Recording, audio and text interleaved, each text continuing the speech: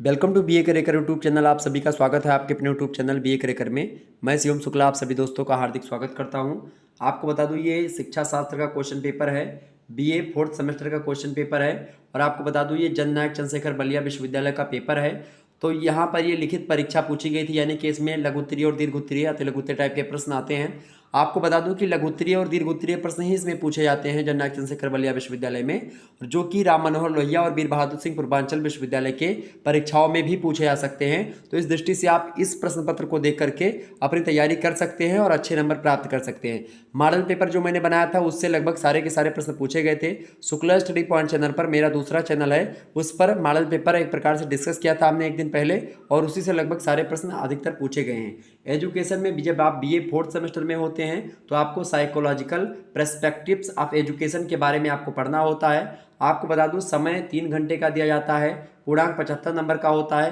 राम मनोहर लोहिया में 2 घंटे का समय कर दिया गया है, बात ध्यान रखिएगा, पूर्णांक 75 नंबर का ही होता है। और जननायक चंद्रशेखर बलिया विश्वविद्यालय में जो पेपर पैटर्न है वो कुछ इस प्रकार से होता है। यहाँ पर पेपर को करने के निर्देश दिए गए हैं, जैसे कि यहाँ पर दिया गया है कि कुल 5 प्रश्नों के उत्तर दीजिए। प्रथम प्रश्न अनिवार्य है, प्रत्येक प्रश्न मतलब प्रत्येक इकाई से एक प्रश्न का उत्तर दीजिए। प्रत्येक प्रश्न के अंक दाहिनी ओर अंकित हैं। लघु उत्तरीय प्रश्नों के उत्तर की अधिकतम जो सीमा है वो 200 शब्द की है, और दीर्घ उत्तरीय प्रश्नों के उत्तर की अधिकतम सीमा 500 शब्द की रखी गई है। यही बात यहाँ पर अंग्रेजी में लिखी हुई है कि answer any 5 questions, question number 1 is compulsory, answer 1 questions from each unit, marks allotted to each questions are indicated in the right hand margin. The maximum word limit for short answer type questions in 200 words and for long answer type questions in 500 words। तो इस प्रकार से आपको उत्तर लिखना है। पहला प्रश्न अनिवार्य इसलिए क्योंकि पहला प्रश्न लघु उत्तरीय है और इसमें 3.5 नंबर का एक प्रश्न होता है, और लगभग आपको 200 शब्दों में इन प्रश्नों के उत्तर को लिखना है। ठीक है, 10 क्वेश्चन इस प्रकार से आपको मिलेंगे, 10 के 10 प्रश्नों को आपको करना है। Answer of the following questions, निम्नलिखित प्रश्नों के संक्षिप्त उत्तर दीजिए। देखिए पहला प्रश्न आपसे पूछा गया था शिक्षा मनोविज्ञान क्या है। शिक्षा मनोविज्ञान के बारे में पूरा विस्तार से मैंने बताया था। आप लोगों ने अगर मॉडल पेपर नहीं देखा तो देख लीजिएगा और शिक्षा मनोविज्ञान को तैयार कर लीजिएगा। शिक्षा मनोविज्ञान की परिभाषा अर्थ आप एकदम से, यानी व्हाट इज एजुकेशनल साइकोलॉजी, ये प्रश्न पूछा गया था, पढ़ लीजिएगा इसको भी। मॉडल पेपर देख लीजिएगा, आपका काम हो जाएगा। बीए फोर्थ सेमेस्टर का प्लेलिस्ट जो है बना दी गई है और मॉडल पेपर भी बना दी गई है, उसमें तमाम सारी वीडियोज़ आपको शुक्ला स्टडी पॉइंट चैनल पर मिल जाएगी, आप देख लीजिएगा। अगला प्रश्न, शिक्षा और मनोविज्ञान में क्या संबंध है, यानी what are the relation between education and psychology. शिक्षा और मनोविज्ञान में क्या संबंध है, पूरा विस्तार से हमने समझाने का प्रयास किया है। महासंग्राम वीडियोस भी उसमें पड़ी हुई हैं, ठीक है, उनको भी आप देख लीजिएगा। पूरा का पूरा प्रश्न और उत्तर मैंने एकदम से आपको बता ही दिया था। अगला क्वेश्चन आप देखिएगा, तीसरा प्रश्न पूछा गया था, अधिगम से आप क्या समझते हैं। What do you mean by learning. अधिगम मतलब होता है एक प्रकार से सीखना, ठीक है, और अधिगम को पूरा विस्तार से हमने समझाया था। अधिगम के सिद्धांत से लेकर के अधिगम के बारे में पूरा विस्तार समझा था, ये भी प्रश्न पूछ लिया गया था। अगला प्रश्न आपसे पूछा गया था और आपकी परीक्षा में पूछा जा सकता है, राम मनोहर लोहिया और वीर बहादुर सिंह पूर्वांचल में और अन्य विश्वविद्यालय जिनकी लिखित परीक्षा होती है उन सभी के लिए महत्वपूर्ण है। जैसे प्रश्न क्या है, अंतर्दृष्टि सिद्धांत क्या है, यानी कि व्हाट इज इनसाइड थ्योरी। अंतर्दृष्टि सिद्धांत या सूझ का सिद्धांत जो मैंने बताया था कि भाई कुछ व्यक्ति होते हैं जो कि एक प्रकार से खुद ही सीख जाते हैं, और इसको लेकर के कई विद्वानों ने शोध भी किया है। तो इसके बारे में कोहलर कोफका के बारे में मैंने आपको बताया था। तो ये सब अंतर्दृष्टि सिद्धांत है, पूरा विस्तार से समझाया था। पांचवा प्रश्न आपसे पूछा गया था, सीखने में अभिप्रेरणा का क्या योगदान है बताएं, यानी what are the role of motivation in learning. Learning में एक प्रकार से मोटिवेशन और प्रेरणा का बहुत महत्वपूर्ण है। प्रेरणा के द्वारा ही व्यक्ति या मोटिवेशन के द्वारा लोग पढ़ते हैं। मैंने तो आजकल तो मोटिवेशन की लत सी लग गई है लोगों को, बिना मोटिवेशन के पढ़ाई तक नहीं होती। तो मोटिवेशन एक प्रकार से बहुत महत्वपूर्ण भूमिका भी निभाता है स्टडी में। अगला प्रश्न आपकी स्क्रीन पर आ चुका है, तो पूरा मैंने उसको बताया था विस्तार से, आप देखिएगा। अगला प्रश्न है, व्यक्तिगत भिन्नता से आप क्या समझते हैं। What do you understand by individual difference. व्यक्तिगत भिन्नता के बारे में विस्तार से हमने बताया था कि व्यक्तिगत भिन्नता तक का सीधा सा मतलब होता है, क्योंकि भाई प्रत्येक व्यक्ति हैं और अलग अलग विचारधारा है, अलग अलग जगह के लोग हैं, अलग अलग एक प्रकार से भाषा बोलते हैं, अलग अलग बुद्धि के लोग हैं। तो कहीं ना कहीं पे व्यक्तियों के विचारधाराओं में, व्यक्तियों के पढ़ने की शैली में, व्यक्तियों के काम करने के तरीके में तमाम प्रकार के अंतर आपको देखने को मिलते हैं। शारीरिक अंतर, भौगोलिक अंतर, धार्मिक अंतर, सांस्कृतिक अंतर, ठीक है, हर टाइप के अंतर, वेशभूषा संबंधी अंतर, सांस्कृतिक अंतर, ये सब अंतर आपको देखने को मिलते हैं। और पूरा अंतर हमने आपको बताया था व्यक्तिगत भिन्नता के बारे में, ठीक है। अगला प्रश्न है विशिष्ट बालकों के प्रकार बताइए। राइट द टाइप्स ऑफ मतलब कि एक्सपेंशियल चिल्ड्रन या एक्सेप्शनल चिल्ड्रन। तो विशिष्ट बालकों के प्रकार के बारे में मैंने पूरा विस्तार से आपको समझा दिया था। कई प्रकार के विशिष्ट बालकों के बारे में बताया है। आप लोग मॉडल पेपर अभी जा करके देख लीजिएगा। 100% पूरा का पूरा क्वेश्चन पेपर हमारे द्वारा बताए गए मॉडल पेपर से ही टिप दिया गया है। हमारे द्वारा बताए गए मॉडल पेपर में ही सारे प्रश्न आपको मिल जाएंगे। सारे प्रश्न के उत्तर उसमें मैंने बताए थे। एक दिन पहले मैंने मॉडल पेपर दिया था कि भाई जाओ यही प्रश्न आएगा, और 100% वही प्रश्न आपकी परीक्षा में फंस गया। ऐसा अगर आप लोगों को कोई दे पा रहा है तो शुक्ला स्टडी पॉइंट पर ही आपको मिल पा रहा है। तो शुक्ला स्टडी पॉइंट इस प्रकार से बीए के क्षेत्र में आपके साथ हमेशा जुड़ा रहता है और इसी प्रकार से जुड़ा रहेगा, और बीए के लेकर भी उसी श्रृंखला में आगे बढ़ रहा है।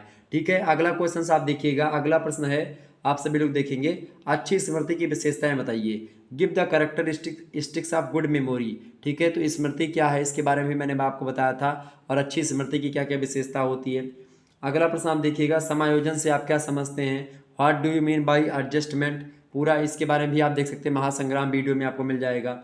अगला प्रश्न है, वृद्धि और विकास में क्या अंतर है। मॉडल पेपर में मैंने इसके बारे में बताया था कि भाई वृद्धि माने होता है अंग्रेजी में ग्रोथ।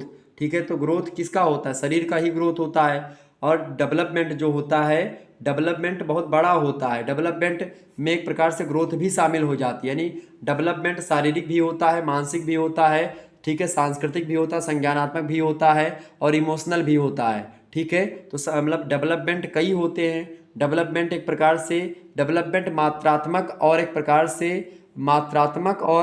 से कहीं ना कहीं पे गुणात्मक, दोनों प्रकार के वृद्धि को दर्शाता है, दोनों प्रकार के विकास को दिखाता है। तो विकास कहीं ना कहीं पे ये कई क्षेत्रों में होता है, जबकि जो वृद्धि होती है वो केवल और केवल शारीरिक परिवर्तन को या शारीरिक वृद्धि को बताती है, शारीरिक बड़ेपन को। यानी आपका हाथ बढ़ रहा है, आपका पैर बढ़ रहा है, वो होती वृद्धि। लेकिन आपका दिमाग बढ़ रहा है, आपकी मांसपेशियां बढ़ रही है, हाथ पैर बढ़ रहा है, ये सब आता है विकास के अंदर।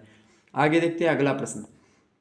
अगला प्रश्न जो है वो प्रत्येक इकाई से आपको एक एक प्रश्न करने हैं। देखिए, इकाई नंबर प्रथम यानी कि यूनिट फर्स्ट, इसमें 2 प्रश्न आपको दिए गए हैं और दोनों प्रश्न 10-10 नंबर के हैं। केवल एक ही प्रश्न का उत्तर आपको करना है इनमें से, यानी चाहे आप दूसरा प्रश्न करो चाहे तीसरा प्रश्न, दोनों में से केवल एक ही करना है। आर करके दिया गया, अथवा करके, इसका मतलब दोनों में से केवल और केवल एक ही प्रश्न इसमें करना है। प्रत्येक इकाई से केवल एक ही प्रश्न। देखें, तो प्रश्न है किशोरावस्था के प्रमुख विशेषताओं का वर्णन कीजिए, यानी discuss the main characteristics of adolescence. ये प्रश्न भी मैंने रखा था, ये प्रश्न पूछ लिया गया।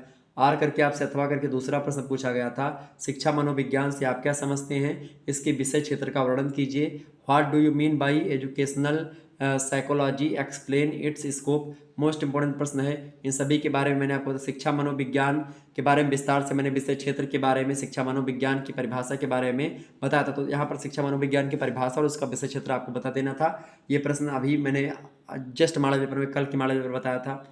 देखिए, इकाई 2 यानी कि यूनिट सेकंड जो है, इसमें आपसे पूछा गया कि बुद्धि क्या है, बुद्धि के सिद्धांतों का वर्णन कीजिए तथा इसके शैक्षिक निहितार्थों का विवेचन कीजिए। मोस्ट इंपोर्टेंट प्रश्न है, यानी अंग्रेजी में what is intelligence, discuss the theories of intelligence and discuss it's educational जो है एप्लीकेशन। ठीक है, तो बुद्धि क्या है, बुद्धि के सिद्धांतों का वर्णन कीजिए और शैक्षिक निहितार्थों का विवेचन कीजिए। मोस्ट इंपोर्टेंट प्रश्न है। अथवा दूसरा प्रश्न आपको दिया गया था, उसको आप कर सकते थे। प्रश्न था शिक्षा मनोविज्ञान के अध्ययन की विधियों का वर्णन कीजिए। Explain the methods of study of educational psychology. शिक्षा मनोविज्ञान के अध्ययन विधियों के बारे में मैंने आपको बताया था, कई अध्ययन विधियाँ मैंने बताई थी आपको। ठीक है, अति लघु उत्तरीय में भी हमने इस प्रश्न को बता दिया था और विस्तार से बताया था, तो आपका हो जाता ये भी। अगला क्वेश्चन आप देखिएगा, इकाई नंबर 3 में जो प्रश्न पूछा गया है, यूनिट 3 आप देखेंगे। प्रश्न है व्यक्तित्व क्या है, व्यक्तित्व को प्रभावित करने वाले कारकों का वर्णन कीजिए। What is personality, describe the factors affecting personality. Most important प्रश्न है। अथवा करके आपको दूसरा प्रश्न दिया गया था, शिक्षण अधिगम प्रक्रिया में शिक्षक की भूमिका का वर्णन कीजिए। मोस्ट इंपोर्टेंट है, explain the role of teachers in teaching learning process. तो आप हमारे मॉडल पेपर में इन सभी प्रश्नों के उत्तर को देख सकते हैं। आप शुक्ला स्टडी पॉइंट पर विजिट करें जाकर के फटाफट से। अगला इकाई आपको दी गई, चौथी इकाई है। 8वां प्रश्न, शिक्षा को प्रभावित करने वाले कारकों का वर्णन कीजिए। मोस्ट इंपोर्टेंट प्रश्न, आपकी परीक्षा में आने वाला प्रश्न है, तो आप इन प्रश्नों को तैयार कर लीजिएगा। एक्सप्लेन द फैक्टर्स अफेक्टिंग इन मतलब कि इफेक्टिंग द एजुकेशन। एंड अगला प्रश्न आपको दिया गया है, चाहे तो आप 8वां करो चाहे 9वां, दोनों में से एक ही करना है। प्रश्न है विकास के विभिन्न सोपानों की व्याख्या कीजिए। Explain the different forms of development. तो ये सब प्रश्न आपकी परीक्षा की दृष्टि से बहुत महत्वपूर्ण है, ये बात ध्यान रखिएगा। चलिए फिर मिलते हैं हम नेक्स्ट वीडियो में, तब तक के लिए जय हिंद जय भारत। आप सभी का बहुत बहुत धन्यवाद। हमारे साथ जुड़ने के लिए इसी प्रकार से अपना प्यार बनाए रखिएगा।